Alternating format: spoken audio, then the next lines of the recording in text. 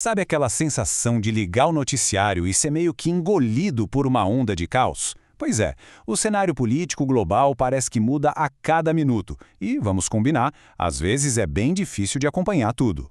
De um lado, a gente vê regimes autoritários ganhando força de novo, sabe? Parece que aquela promessa de democracia liberal que ia dominar o mundo umas décadas atrás está sendo bem desafiada. E, para somar, tem a ascensão da extrema-direita em países super diferentes uns dos outros. Isso está mexendo no tabuleiro político de um jeito que, olha, a gente não via há muito tempo. E o pano de fundo de tudo isso? O enfraquecimento geral das próprias instituições da democracia. Aquelas que deveriam, em tese, organizar a bagunça. É um terreno bem movediço. Aí fica a grande pergunta, né? No meio desse cenário todo complexo, cheio de contradição, como é que a gente consegue entender o que está acontecendo? Como analisar tudo isso sem pirar? Ok, vamos mergulhar nisso. A chave talvez esteja em ter as ferramentas certas para análise. E é justamente essa a proposta de um livro bem recente. A gente está falando de sociologia política contemporânea, conceitos, debates e desafios. A ideia do livro é funcionar como um verdadeiro kit de ferramentas, sabe? Ele junta vários autores para nos ajudar a decifrar os tempos atuais. Então vamos abrir a primeira gaveta desse kit. E ela já traz um dos debates mais quentes hoje em dia, principalmente no campo da esquerda, aquela tensão entre o universalismo e as políticas de identidade. Para a gente começar a entender essa discussão, o livro parte da crítica a um conceito que está em todo lugar, o de esquerda woke. De acordo com a análise que o livro apresenta, essa seria uma corrente que foca a ação política e identidades bem específicas. Agora, olha que interessante essa distinção que é feita. De um lado, o universalismo. É aquela ideia mais clássica de lutar por justiça para todo mundo, tentando unir as pessoas apesar das diferenças, tipo se preocupar com a luta dos mineiros lá em Gales, mesmo estando aqui no Brasil. Do outro, uma abordagem que a crítica da filósofa Susan Neiman, citada no livro, chama de risco de tribalismo. Seria quando cada grupo se fecha na sua própria luta, correndo o risco de deixar de lado a briga por uma mudança estrutural maior que beneficiaria a todos. Beleza, vamos pegar a próxima ferramenta.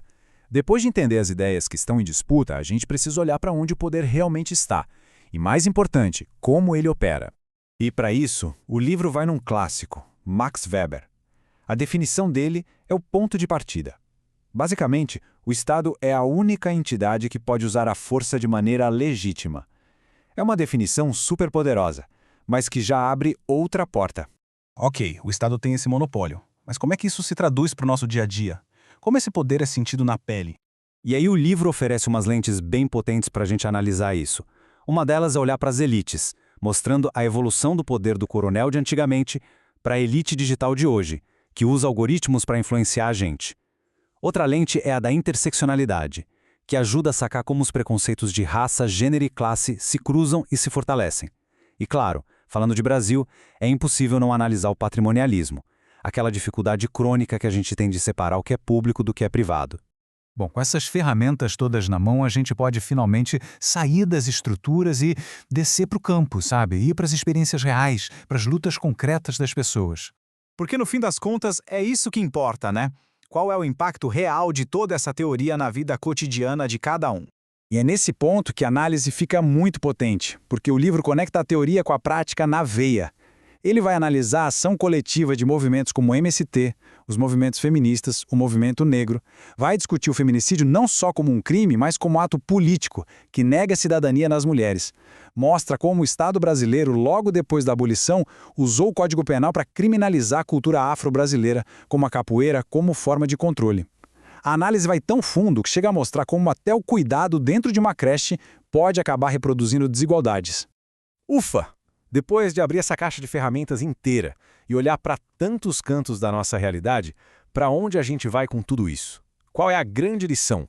A mensagem central que amarra tudo é esta. Política não acontece só lá em Brasília, nos palácios, nos partidos. A política de verdade é feita no dia a dia. Nas ruas, nas creches, nas disputas culturais, na luta diária para viver. E essa análise toda nos deixa com uma reflexão final, que é quase uma provocação. Se a política de verdade é forjada nesse terreno do cotidiano, então é exatamente para lá que a gente tem que olhar para encontrar as alternativas para este mundo tão desigual. A pergunta que fica no ar é: onde exatamente essas novas saídas estão sendo construídas agora mesmo? É uma questão que fica para todo mundo pensar.